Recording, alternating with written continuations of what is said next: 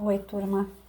Do livro Edificando a Nação, sobre bases e valores, Nídia Regina Limeira, André de Souza Costa, no capítulo 14, Conhecendo Inimigos, Nídia Regina Limeira,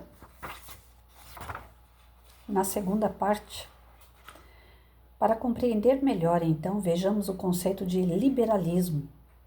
Atualmente, dizer-se liberal pode ter conotações diferentes.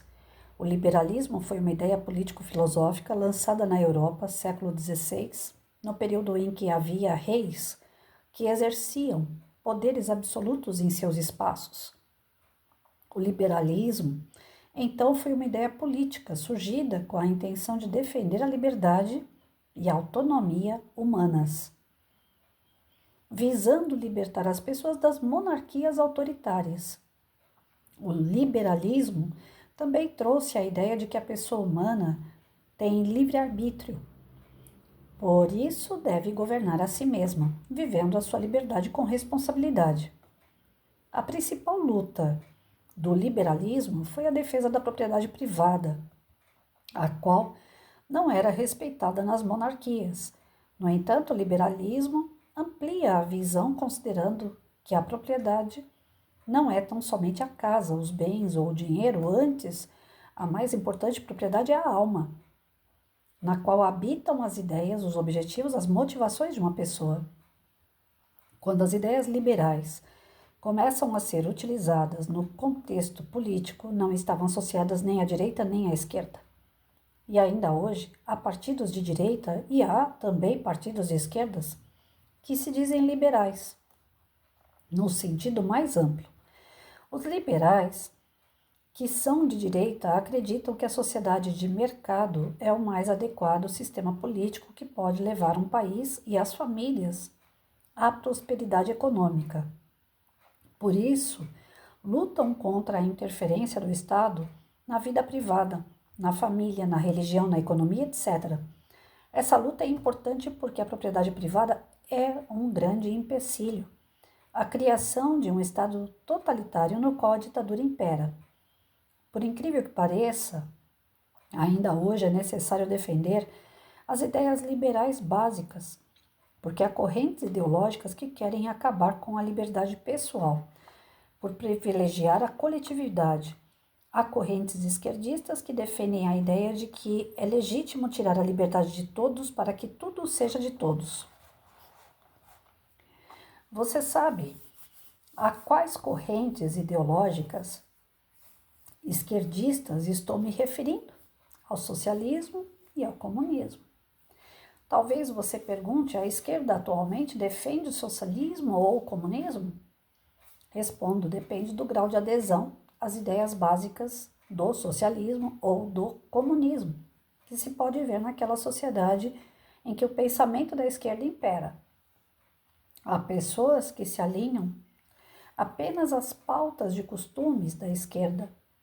Por exemplo, defendem o aborto, a legalização das drogas, a ideologia de gênero, a liberdade sexual, mas não gostam da ideia de um Estado controlador. Já outros defendem todas as ideias que caracterizam o comunismo, por exemplo, defendem que é necessário aumentar o poder do Estado e exercer controle sobre a sociedade. Achando correto, por que é necessário exercer controle? Não, que as pessoas não tenham liberdade de ir e vir, nem liberdade de expressão, nem liberdade religiosa, nem liberdade de empreender para ter dinheiro e etc. Foi no início do século XIX que surgiu o comunismo. O maior expoente tanto do comunismo como do socialismo foi Karl Marx, que escreveu a famosa obra O Capital, com seu amigo Friedrich Engels, em 1848. Essa obra discorre sobre como é possível fortalecer o Estado ao ponto dele controlar a tudo e a todos, visando a que tudo o que tem valor um dia venha a ser de todos.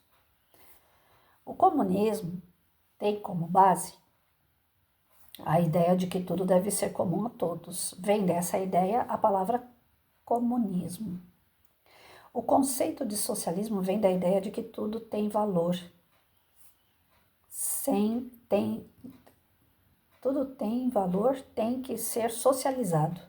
Ou seja, os dois sistemas têm a mesma base, uma visão de justiça social.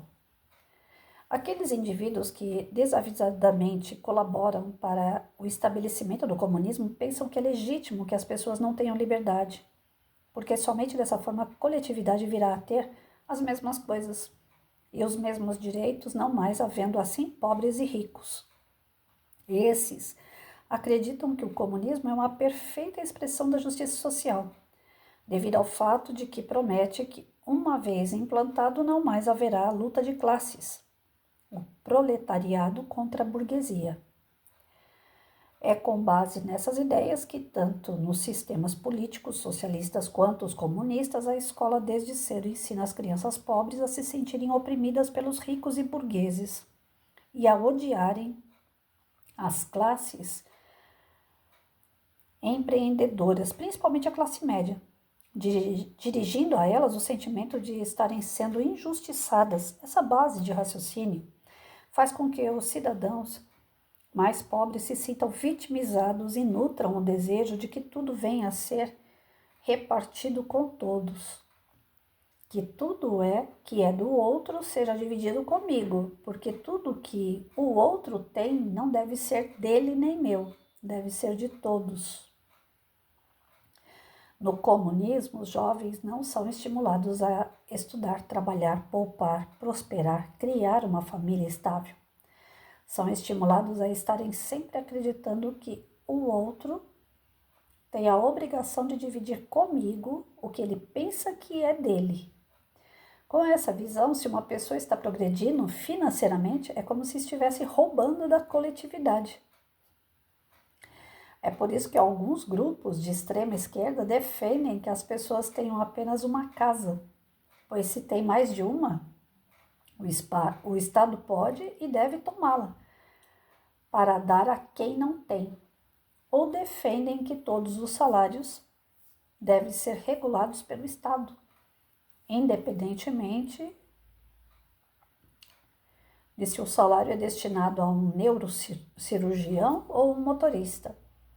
Assim, o Estado torna-se comunista sorrateiramente, exercendo sua vocação de ser cada vez mais aumentado e poderoso, passando a controlar aspectos como quantidade de energia que uma família pode usar, a comida que a família tem direito a comprar, a quantidade de dinheiro que pode ter ou gastar, os serviços de saúde que podem usar, os livros que podem ler, a religião que pode seguir e aonde pode ir ou não.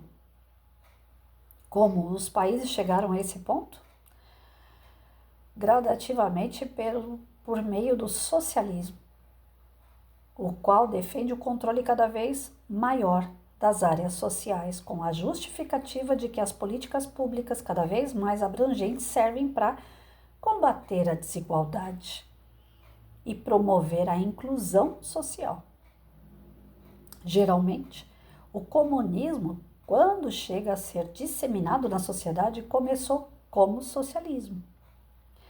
Com sua defesa inocente de justiça social e igualdade para todos, é uma questão de tempo e aprofundamento, pois espera-se que todo o país socialista um dia será um país comunista. Ai, gente, eu leio isso aqui, vai me dando uma tristeza. Sinceramente, dá vontade de parar com a leitura desse livro. Eita, o Brasil tá caminhando para isso, gente. O Brasil tá caminhando para isso aí. Todos os dias, principalmente eu vejo as notícias pelo Instagram. Todos os dias tem notícia ruim. Todos os dias. Não tem um dia nesse governo que não tenha uma notícia ruim. E não é querendo tirar de boazinha, não, de uma pessoa perfeita, que a gente não é. Mas bons tempos no tempo, né, da direita. Porque a gente via o presidente cumprimentando crianças, famílias que iam até a frente do seu local de trabalho, o carro parava no meio da estrada para cumprimentar pessoas que estavam ali com a bandeira do Brasil na mão. Nós estamos resgatando essa parte, né, do patriotismo, do amor pelo nosso país, de acreditar, né, que um pode ser o braço forte do outro, caminhoneiros na estrada, pessoas parando para dar almoço, para dar um doce, uma água, né? E agora a gente vê assim de novo, um salve-se quem puder. Eu fui remarcar o médico hoje, que eu tenho que ir periodicamente levar meu irmão. O médico estava custando R$ 300, agora está custando 400. É só que o meu salário não aumentou para eu poder ter que pagar 2 consultas nesse valor. E a culpa é do médico? Não. A culpa é desse governo aí que nós estamos tendo. Aumenta tudo. Quem tem poder paga. Quem não tem não acompanha. E aí isso daí é para espremer a classe média para ir pro lado da classe pobre. Além deles não elevarem a classe baixa para média alta, eles fazem com que a classe média volte a ser a classe pobre. Daqui a pouco estou eu indo para postinho. E se eu for, eu vou morrer, porque o meu médico é o que está me mantendo viva. Ele é caro porque ele é bom. O do posto deveria ser bom, mas ele não é. Então, assim, a gente vê que a pressão para a classe média gastar todas as suas economias diante de gastos gigantescos que fogem do nosso salário é para que a gente fique igual aos que estão lá embaixo. Eles não querem subir quem está lá embaixo, eles querem descer quem está lá em cima. Todo mundo igual. Classe média não pode ter duas casas, como vocês acabaram de ouvir. Se tiver duas, uma o governo toma. Nós já estamos chegando nessa parte, porque é tanta sem terra aí que está invadindo terra, exigindo os seus direitos. Que direitos para esse pessoal é fora do normal. Agora, dever nada. Trabalhar, ganhar o seu dinheiro, o seu salário, não viver de Bolsa Família nem de migalha do governo, isso daí para quem é da esquerda, isso não existe. A esquerda vira socialista, tudo é social, tudo é de todos. Aquele que lutou, que trabalhou, que conquistou, não é dele. O governo toma. Vocês estão vendo as novas leis para quem tem casa própria? Vocês chegaram a ver ou não? Quem tem casa própria, quem aluga a casa, mudou tudo, tudo, tudo. Tudo vai no CPF, tudo você tem que dar satisfação para o governo. E aí, mediante as suas avaliações, vai saber o que vai acontecer com essas pessoas que têm casa alugada, que aluga a casa. Não pode ter. Como eu falei da última vez, em Cuba, um professor tinha sardinha na sua geladeira porque ele foi no mercado negro comprar, porque ele não podia comprar sardinha. Não tinha sardinha no mercado de Cuba e se tivesse ele não ia poder comprar. É só se o governo quiser. Gente, o pessoal tá brincando muito com isso daí, isso aí é coisa séria. E eu já tô vendo tanta gente já fazer gracinha, que as eleições estão chegando, que eles vão votar em tiririca, que eles vão votar em prostituta, que eles vão votar em bêbado, em artista. As pessoas não sabem o tamanho do problema que a gente está se enfiando, cada vez mais. Começa nessa brincadeira sem graça, vai levando de qualquer jeito, que todo mundo é igual. Eles de lá fazem a gente acreditar que eles vão intervir de forma igual na vida de todos, que eles vão garantir o direito de todos, que eles vão incluir todos, que vai ter um governo do amor, né? E depois o governo do amor vira isso daí que o Hitler virou, né? Tudo do jeito que eles querem, que senão aqui em casa eu tô perdida, né? Tem 2 quartos a minha casa, eu moro sozinha. Sabe o que pode acontecer num governo socialista?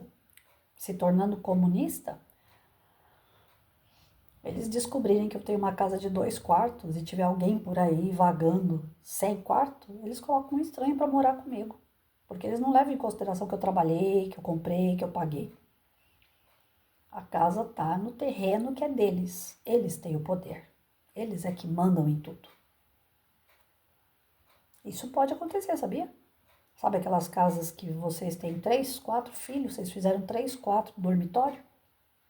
Seus filhos casaram, foram embora. Agora quem vem passar a temporada são os netos. Eles simplesmente vão falar, não, o quarto não é usado direto. Coloca uma beliche no teu quarto lá e os outros vão ser... vai servir de lugar para pessoas que não têm onde morar. Tanto é que nos índices deles lá, quando vai falar de mendigo, né, de pessoas que estão à margem, é o mínimo que tem na rua, porque os moradores que têm suas casas são obrigados a abrigar os marginais de rua ou mendigos, pessoas que moram na rua. Vocês não têm ideia de onde é que a gente está se enfiando, viu, turma? Algumas pessoas vêm, às vezes, nos meus vídeos, comentam algumas coisas desagradáveis, ainda que a gente não vai no perfil da esquerda para provocar, mas a esquerda vem até a gente. E eu fico me sentindo assim tão eu me sinto impotente, porque é o pessoal que você não tem o que falar. Vai falar o quê? Se tudo que está aparecendo, vendo para eles não é o suficiente, eu vou falar o quê? Então, quando eu vejo gente vindo fazer crítica, que é de outro partido, de outra situação, das duas uma, se me ofender, eu bloqueio. Se não me ofender, ele coloca a opinião dele lá e eu deixo. Não respondo. Não acho necessário. A partir do momento que, não precisa ir muito longe, a partir do momento que um lado apoia aborto e o outro não apoia aborto, pronto, eu já sei qual lado que eu quero. Eu sou do direito à vida. Eu sou temente a Deus. Eu sigo Jesus e pronto. Eu não preciso ficar pensando muita coisa. Se aquele partido está a favor do aborto, aquele partido para mim não presta, acabou. Simples assim. Se aquele partido lá é a favor de homem vestido de mulher entrar no banheiro de mulher, mostrar a parte íntima dele, porque grande parte faz isso para criança, né? Entra sem cuidado nenhum. Todo mundo aqui conhece o jeito de homem. Não é que nem mulher, que é mais sensível, mais delicado, que cuida de cada detalhe. O homem é todo estrambelhado, não importa se ele quer usar saia ou não. É da natureza do homem ser estrambelhado. O cara entra no banheiro, não é nem que ele quer se mostrar. Ele já entra correndo para fazer xixi e já vai baixando as calças. Ele não quer nem olhar para o lado se tem alguém vendo ou não. Ele não tá nem aí. E aí? Uma filha tua vê. Uma neta sua vê. Uma mulher, uma mãe sua tá dentro do banheiro e vê. Ah, não tá vendo nada demais. Não, tá vendo sim. É atentado ao pudor. E aonde é que essa lei caiu? Não existe mais essa lei? De uma pessoa pelada na frente da outra, tá tudo certo. Mas nesse governo tá tudo certo. Porque só um lado tem direito. E ele tem o direito de inclusão. Eles mudam as narrativas a favor deles, até que essas narrativas se constroem como leis. E quando elas se constroem como leis, elas se tornam um lado. Ou é capitalista ou é socialista. E a partir do momento que ela toma um lado de socialista, aí não tem mais pra onde correr. Porque do socialismo pro comunismo é um pulo. É só o ataque final deles é o comunismo. Quando se decreta o autoritarismo e quem manda é quem está no poder. Esses dias não saiu que a gente não vai mais poder falar as coisas na internet? Outro dia eu fiz uma brincadeirinha no Face, né? Tinha um médico, um professor, um jornalista. Eu não lembro mais as outras duas profissões de pessoas num barco. E tinha o cara que faz conteúdo, né? Aí eu falando para as pessoas, o barco tá afundando. Quem é o primeiro que tem que sair desse barco? Todo mundo, o cara que faz conteúdo, né? Pra internet. Eu falei, gente, eu não sou mais professora. Já tem 4 anos que eu faço conteúdo na internet. Vocês querem que eu morra? Aí as pessoas, é verdade, Patrícia, desculpa, não sei o que, não foi isso que eu quis dizer. Eu falei, gente, a gente toma atitudes assim muito baseado na nossa vivência, né? Tem gente que tem raiva de conteúdo formado por pessoas, porque às vezes é conteúdo vago, conteúdo que não presta, tudo tem na internet hoje. Mas eu falei, eu tô lá e eu não fico fazendo porcaria, gente, eu fico tentando fazer meu melhor. Eu leio, eu estudo, eu procuro falar aquilo que eu entendi, né? Ajudar outras pessoas a entenderem também. E se for ver, a pessoa mais importante que nós temos hoje em dia talvez seja o cara que faz o conteúdo para a internet. Porque muita gente já ligou a televisão. Muita gente não quer mais saber de jornal. Então, uma forma que você tem chamativa, né, para ter uma notícia, para ter uma reflexão, está sendo os conteúdos digitais. Então, esse hoje seria o último que eu tiraria de um barco afundando. Deixaria ele lá, porque só as informações, mesmo que venham algumas informações erradas, e vem mesmo, ainda assim, a gente tem que se informar. É importante. Para salvar as nossas vidas hoje não é médico, é conteúdo, é ter conhecimento. Porque se vier só notícias do governo e a gente ficar amém, amém, amém, e se eles ganharem as eleições, eu acho que já está ali, ó, na porta do comunismo, não vai demorar.